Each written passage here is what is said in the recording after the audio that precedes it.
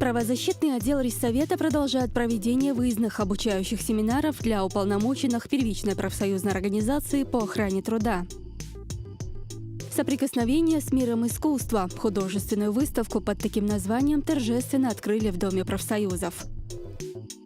В рубрике «Учитель пред именем Твоим» Хижаева Езира Эльмурзаевна, учитель истории городской школы номер 53. В Доме профсоюзов состоялся обучающий семинар-практикум для вновь избранных председателей первичных профсоюзных организаций. В рубрике «Профответ» профсоюзные юристы ответят на любой вопрос в сфере охраны труда, социального блока, пенсионного обеспечения и на другие вопросы. В начале декабря в Доме профсоюзов состоялся обучающий семинар-практикум для вновь избранных председателей первичных профсоюзных организаций. Обучением было охвачено 25 председателей. С напутственными словами и пожеланием плодотворной работы в качестве руководителя первичного профсоюзного звена к участникам обратился председатель профсоюза образования Хизир Гирзелиев. Мы вас специально пригласили, чтобы с вами обменяться мнениями, изложить вам основные направления профсоюзной работы, выслушать ваши какие-то пожелания, ваши предложения в связи с тем, что вы вот только начали свою работу, что бы вы хотели знать, на какими проблемами вы сталкиваетесь. Это для нас будет очень тоже важно. Профсоюзная работа – это достаточно большой по объему участок работы, подчеркнул он. Она в корне отличается от той, которую вы, будучи рядовыми работниками образовательных учреждений, выполняете с детьми. На вас, как на лидеров первичного профсоюзного звена, возлагается большая ответственность по защите прав и интересов членов профсоюза. Вы должны постоянно находиться в поисках новых форм и методов решения их социальных и трудовых прав, не отступать перед трудностями, а в обязательном порядке добиваться результата в соответствии с законом. Далее перед участниками семинара выступили ведущие специалисты профсоюза. Каждый из них рассказал о профсоюзной работе в разделе своего отдела, о нововведениях и дальнейших планах. Любой председатель, вновь избранный, он задается вопросом, в силу того, что незнание работы профсоюза, с чего же начать, что же мне делать. Вот прошло отчетно-выборное или перевыборное собрание. Ваши действия дальнейшие, в первую очередь, вам, конечно же, нужно посмотреть, сколько у вас членов профсоюза, являются ли все члены профсоюза, выданы ли все профсоюзные билеты, правильно ли они оформлены. Всем известен наш с вами журнал «Резонанс». Выходит один раз в 2 месяца. В формировании этого журнала прикладывают также усилия наши нештатные корреспонденты. Если у вас есть наклонность к публицистической работе или у вас в коллективе есть человек, который любит писать статьи, материалы, фотографировать, карикатуры писать, пожалуйста, мы вас приглашаем к сотрудничеству. Плюс у нас еще есть система гонораров. Обучение в профсоюзе – это непрерывный процесс. Надо обучить вновь прибывших профактивистов. В законы в сфере образования вносятся поправки. В работу профсоюза внедряются новые стандарты, приложения и многое другое. Именно поэтому обучающие семинары имеют столь важное значение в работе профсоюза образования.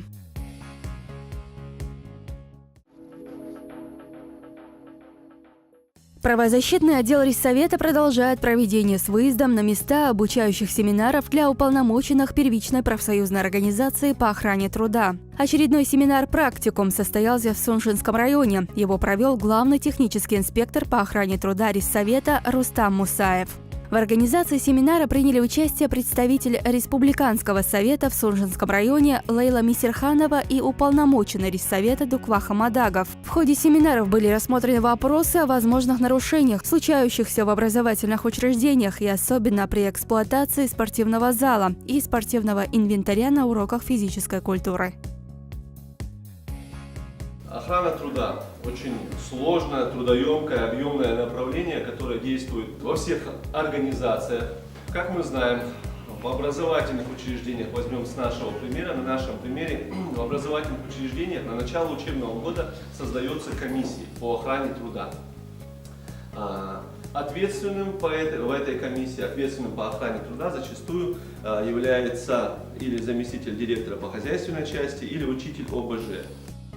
В ходе своего выступления Мусаев отметил, что охрана труда – необходимое условие стабильного и эффективного функционирования любого предприятия, учреждения и организации. Помимо защиты жизни и здоровья работников, а также обеспечения производственной санитарии на уровне, решаемые вопросы охраны труда помогают поддерживать и повышать производительность труда, избежать несчастных случаев. В ходе семинара состоялась фотопрезентация видов нарушений, которые имели место в образовательных учреждениях при игнорировании правил и требований по охране труда. Также инспектор проинформировал о необходимых индивидуальных средствах защиты работника на производстве.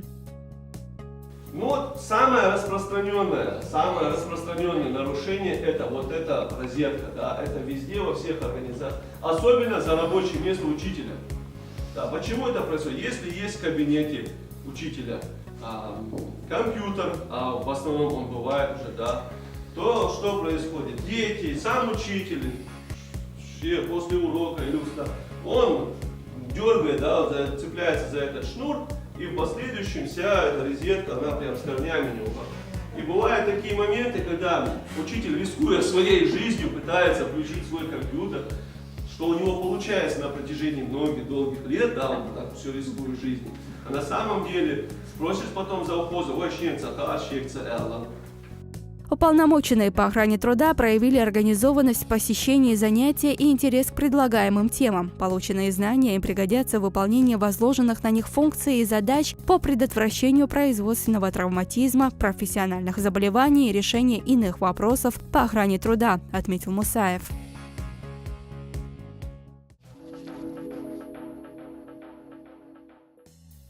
Я отработал в школе 20 лет подряд. Имею ли я право на длительный отпуск для педагогического работника сроком на 2 года на основании статьи 335 Трудового кодекса Российской Федерации?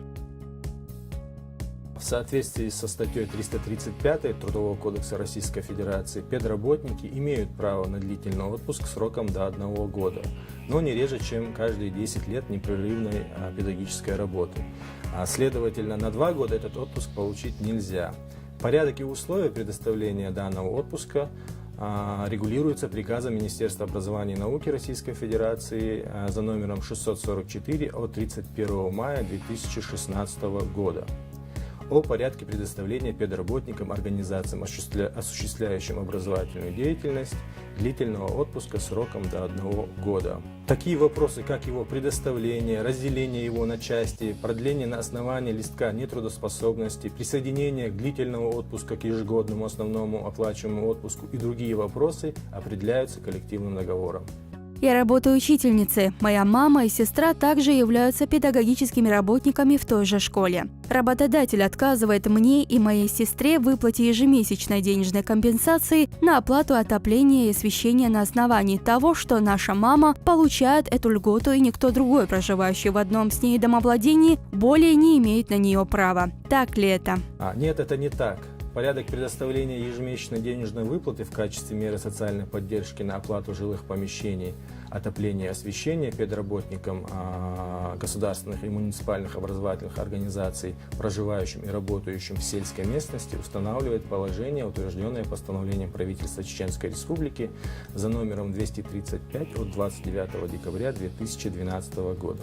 В соответствии с 4 пунктом данного положения, при наличии в семье нескольких педработников, имеющих право на ежемесячную денежную выплату, она оформляется на каждого из них. Таким образом, вы все имеете право на 1200 рублей в месяц. Для реализации своего права на данную меру социальной поддержки вам необходимо обратиться с письменным заявлением на имя работодателя, приложив к нему необходимый перечень документов. В случае отказа потребовать изложить его в письменной мотивированной форме. Учитывая то, что законных оснований для отказа у работодателя не имеется, ваше заявление будет рассмотрено положительно и компенсация вам будет назначена. Может ли работодатель менять условия оплаты труда? Условия оплаты труда являются обязательными для включения в трудовой договор. Статья 57 Трудового кодекса Российской Федерации. Если условия оплаты включены в договор, то их изменение будет означать изменение трудового договора. Подробно о том, когда и с соблюдением каких правил могут меняться условия трудового договора, описано в 12 главе Трудового кодекса, которая называется «Изменение трудового договора». Условия оплаты труда, не закрепленные в трудовом договоре, например, премии, установленные положением о премировании, могут изменяться работодателем по его усмотрению. Учитель, пред именем Твоим. В этой рубрике мы по традиции рассказываем вам об учителях, педагогах, посвятившим свою жизнь делу воспитания и обучения подрастающего поколения. На этот раз мы отправились в городскую школу номер 53. Как нам известно, школа – это второй дом, а учителя для детей – это вторая семья.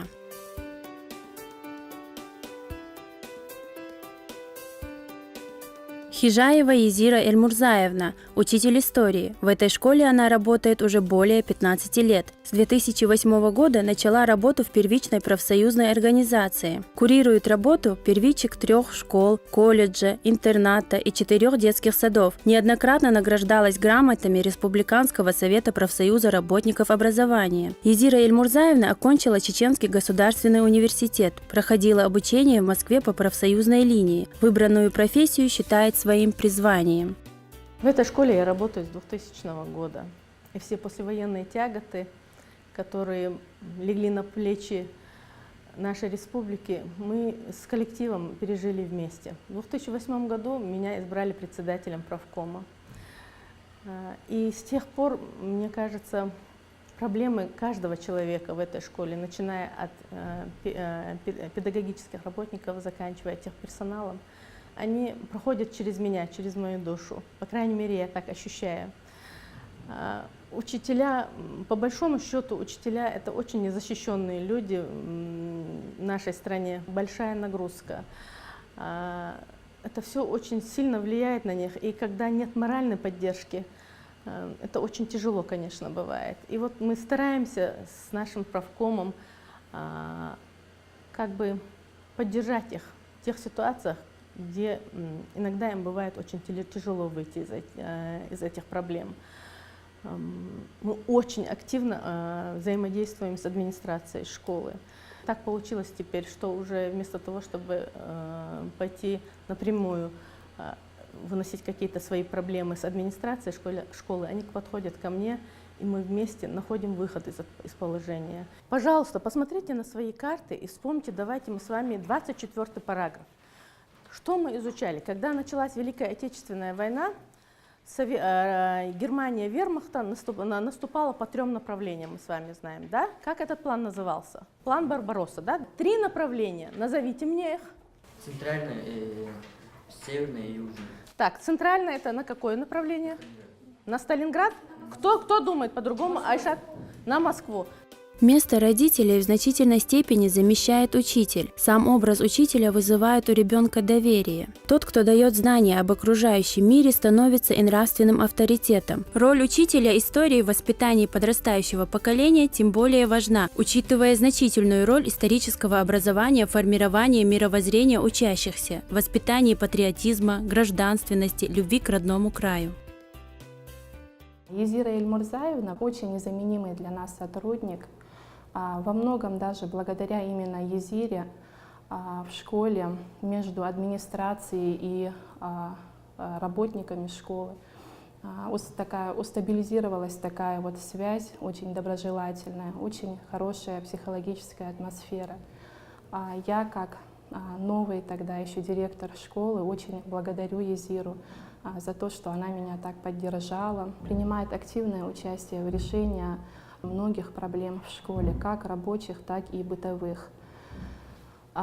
Также наш правком принимает активное участие в составлении тарификации, в распределении нагрузки, в составлении расписания школьного, чтобы каждому учителю так или иначе было удобно. Езира бывает инициатором любых культурно-массовых мероприятий, любых духовно-нравственных мероприятий. В этом году, в 2017 году, в апреле месяце, единогласно была переизбрана Хижаева Езира Эльмурзаевна первичным председателем профсоюзного комитета. Учитель закладывает в ребенка определенный фундамент знаний. Это очень ответственная и далеко не легкая работа. В выборе своей профессии Езира Эльмурзаевна уверена и на другой работе себя не представляет. Главное качество преподавателя – умение находить общий язык как с детьми, так и с коллегами. Учитель всячески старается вызвать интерес к знаниям у школьников. Устраиваются конкурсы, викторины, презентации, находит все новые и новые формы организации проведения урока. С Езирой Эльмурзаевной в этом коллективе, в нашей школе я работаю давно, можно сказать, давно. Знаю ее очень хорошо, потому что каждый день общаемся, видимся, по работе сталкиваемся. Она является лидером не только профсоюзным, но и лидером в нашем коллективе по своему характеру, по своим понятиям, нравственным качествам. Потому что в любое время, когда кому-то из членов нашего коллектива нужна какая-то помощь, она первая отзывается и, естественно, за собой ведет нас всех, чтобы оказать помощь или решить проблему какого-то члена нашего коллектива. Как учитель хочется сказать, что она очень эрудированный учитель, знающий учитель, работает с творческим подходом. Дети ее безумно любят. Не по возрасту она может со всеми детьми любого возраста найти общий язык и с учителями, и с детьми. Поэтому в коллективе ее очень уважают и любят, потому что самое главное ее отношение к работе, знание и доброта ее. Ребят, во многих боях в период Отечественной войны участвовали наши земляки. Это была и Брестская крепость, это была и Сталинградская битва. И в Сталинградской битве отличился наш земляк. Справку о нем мне даст Марха. Пашан Нургилов показал себя решительным, смелым и хорошим солдатом. Он вышел вперед и прочистил путь для своей пехоты, уничтожил 50 немцев и 4 вражеских пулемета. В 1942 году в битве за Сталинград 12 сентября он, будучи раненым, тяжело раненым, не ушел с поля боя, продолжил воевать и уничтожил 250 немцев. 12 сентября 1942 года он умер. Погиб. Не умер, а погиб. Езира Эльмурзаевна ведет у нас уроки с 5 класса. Помимо того, что она хороший учитель истории, она также прекрасный человек. Во время своих проблем мы всегда к ней приходим, советуемся, она всегда помогает. На день рождения всегда поздравит, сидит с нами, празднует. Всегда помогала мне, каждый конкурс я выигрывала благодаря ей. Она очень хороший человек. Мне хотелось бы сказать ей спасибо за все, что она нам сделала. Езира Эльмурзаевна дик учитель, дик хайгарху, дик ама о шаго до харкла садин еш масана шаго до школа дик хайгарху бо тхан улла хиятизир сингатам дик элма до. Если не любить эту профессию, если не любить детей, то, мне кажется, не удержаться в этой профессии. Именно любовь, именно сострадание к детям, именно желание нести светлое, доброе оставляет нас, несмотря на все, что мы переживаем. Мне хотелось бы верить, мне хотелось бы желать того, что коллектив мне доверяет. Учителя, я оказываю посильную помощь, не так, как я хотела бы, не столько у меня возможностей, но в любом случае моральная поддержка, психологическая поддержка, взаимодействие с администрацией, правовая поддержка. В этом очень много нам помогает, конечно, и Республиканский совет профсоюзов. Оттуда мы получаем очень много информации, потом консультативную помощь оказывают они нам. Езира Эльмурзаевна, как учитель истории, прививает своим ученикам общечеловеческие ценности, любовь к культуре, уважение к традициям других народов, показывает путь, который прошло человечество, его свершения и достижения. Учитель создает нацию. Так говорил первый президент Чеченской Республики Ахмад Хаджи Кадыров. Великие слова великого человека. Учитель – это специалист, деятельность которого направлена на обучение и воспитание будущих поколений. Он умеет не просто рассказывать информацию, а донести ее до слушателя таким образом, чтобы обучающийся ее запомнил, понял и научился применять в жизни.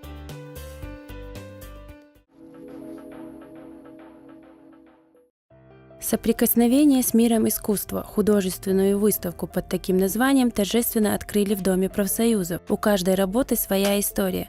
Картины наполнены щедростью и красотой природы. Мы рады сегодня вас приветствовать на нашей выставке изобразительного искусства художников Чеченской Республики. Природа родного края в основе работ чеченских художников. На написание некоторых картин уходят месяцы, а порой даже годы. В 1966 году я закончил Дагестанское художественное училище пятигодичное. И вот 1966 года постоянно я всю нашу республику, не только нашу республику, но весь Северный Кавказ прошел пешком с этюдником. А этюдник с красками 15 килограммов. Вот пишу только с натурой. Вот иду по горным районам, вот момент. Вот идешь, и вдруг глаз твой наткнулся, увидел. Вот какое-то пятно привлекает. Тогда, знаете, останавливаешься, ставишь этюдник и пишешь этюды. А потом дома с этих этюдов пишешь картины. На суд зрителей было представлено 50 полотен. Хизир Герзелиев отметил, что в нашей республике достаточно много талантливых художников, имена которых известны не только в России, но и за рубежом. Наиболее яркие работы чеченских художников представлены в международных выставочных залах, и поэтому встречи с мастерами просто необходимы, так как это возможность не только ознакомиться с их художественными творениями, но и познакомиться с их творчеством, узнать новые имена людей искусства. Мы, в общем-то, давно собирались, наконец-то решили встретиться с художниками нашей республики, поговорить с вами о том, как развивается это искусство в Чеченской республике. Ну, будем откровенны, многие из нас не хватает времени, мы с вами не бываем в музеях, мы с вами не бываем, у нас времени не хватает, не бываем в библиотеках. Даже многие из нас не были в экскурсию по городу Грозному. И, откровенно говоря, когда вот такая вот возможность предоставляется, многие сами удивляются, до чего же все прекрасно, чего мы, оказывается, много вещей не знали. Ну вот, наши художники, должен вам сказать, в общем-то, имеют славную нашу историю. Еще в советские времена наши художники считались одними из лучших в Российской Федерации, выставлялись на многих выставках. Ну, Амандия Суханова уже вообще-то уже один из старейших наших художников. Рядом с ним наша команда художников, которые, в общем-то, решили сегодня выставить свои картины. В ходе встречи гости рассказали о своих произведениях, поделились вопросами развития изобразительного искусства нашей республики. Обзорно познакомили слушателей с творчеством художников, заложивших основу начала изобразительного искусства чеченской нации. Все, кто любит посещать художественные выставки, хорошо знакомы с Хавой Акиевой. Уже много лет она знакомит посетителей с работами художников Чечни. Хава знакома почти с каждой картиной в исполнении наших художников, а также может ответить на любой вопрос, интересующий посетителя. От того, что вы пришли без огромных корзин цветов и не звучит симфония Чайковского, каждое ваше теплое, искреннее слово просто открывает в них неведанные, неизвестные, ранее дремавшие, может быть, или усопшие чувства, и они возникают с таким буйством, что каждая работа начинает дарить вам свой звук и свой цвет и дает вам силы для вдохновения. В числе зрителей представители профсоюзной организации, а также творческая интеллигенция. Они признаются, что в этих картинах черпают вдохновение. Придя на эту выставку, я ощутила столько эмоций, я услышала музыку, я услышала стихи, я вспомнила какие-то эпизоды своей жизни. И эта выставка вселила в меня много идей, что я буду делать дальше со своими детьми. очень познавательное и полезное мероприятие. Сегодня традиционное такое мероприятие, которое мы всегда делаем, планируем для наших штатных работников, с привлечением педагогических работников и наших профсоюзных активистов. Встреча, информационно-деловая встреча с различными деятелями искусства, культуры, работниками и министерств разных.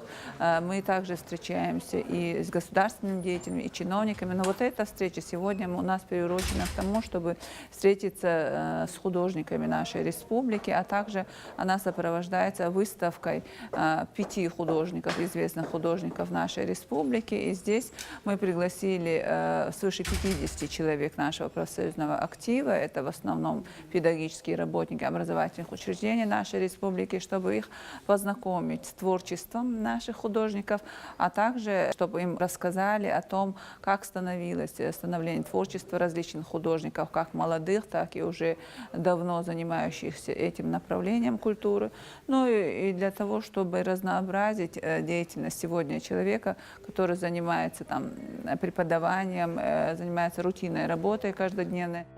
Это не первая и не последняя выставка в этих стенах. Руководство профсоюза и дальше намерено знакомить своих представителей с работами и творчеством чеченских мастеров кисти.